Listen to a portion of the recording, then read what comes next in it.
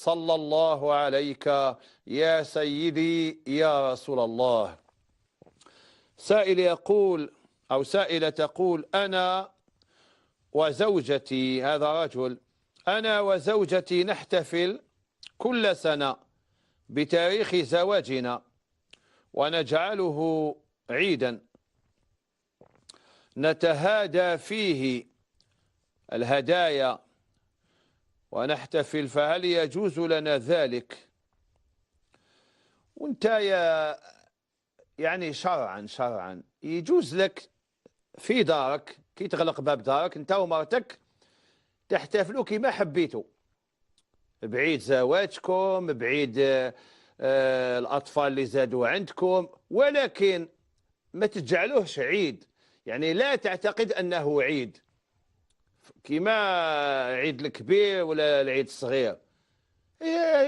يجوز لك تجعله حفل هذاك النهار تهدي لمرتك خاتم ولا مناقش وهي طيب لك ولا تهدي لك ولا الزهور، ديروا واش حقكم في داركم، يجوز لك، ولكن لا تعتقد أنه عيد. هذا ما كان، ما تجعلوش عيد. واحد مسمع بك يا أخ بينك بين مرتك في دارك، احتفل كيما تحب، اجعل العام كاع احتفالات، العام كاع احتفالات ياك في دارك.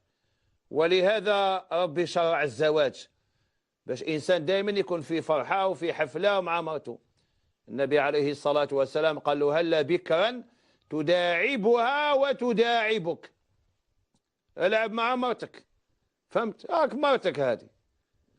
أما لا يجوز لك، ولكن لا تجعله عيد، يعني تعتقد أنه عيد. فهمتها ولا ما فهمتهاش؟ هذا مكان. وأما الأعياد، كاين أعياد عبادة وكاين أعياد عادة.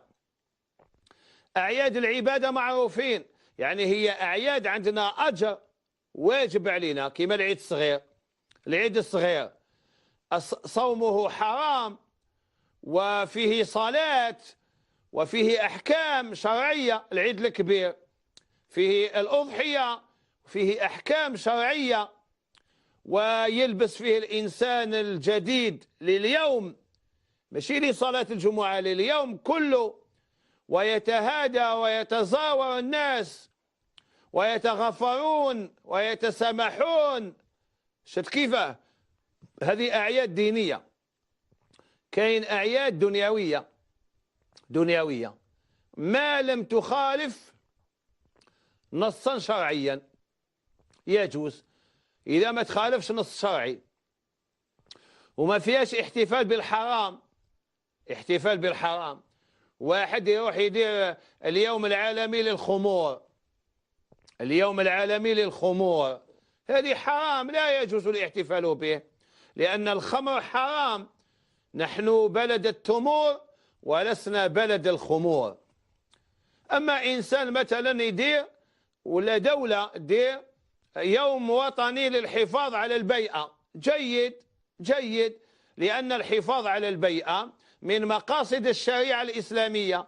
النبي صلى الله عليه وسلم يقول: إذا قامت القيامة وفي يد أحدكم فسيلة فإن استطاع أن يغرسها فليفعل. محافظة على البيئة.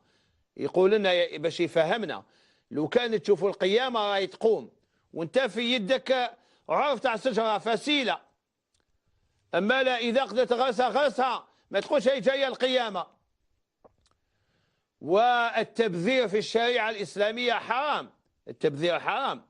واش قال العلماء؟ ولو على شاطئ البحر، باش الإسلام يعلمنا. هاك انت روح تتعمر من البحر باش تتوضا، يا أخي من البحر تعمر قيسك، ما تديش أكثر مما تحتاج، لأنه يولي تبذير ولو على شاطئ البحر.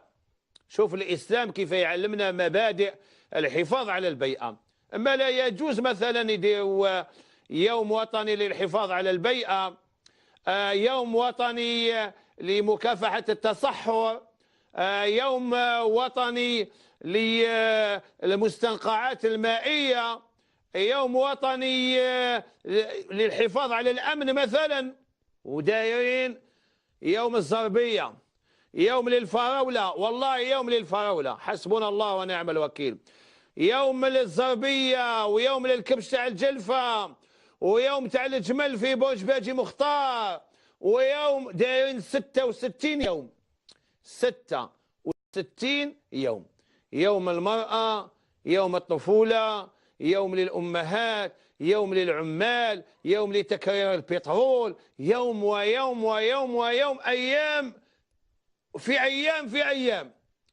سائل يقول: ما حكم القراءة سرا في الصلاة الجهرية؟ نعم، أنا فهمت سؤالك. يعني صليت المغرب وقرأت سرا، معناتها نقصت الجهر، فعليك أن تسجد قبل السلام. وإلى حصة قادمة.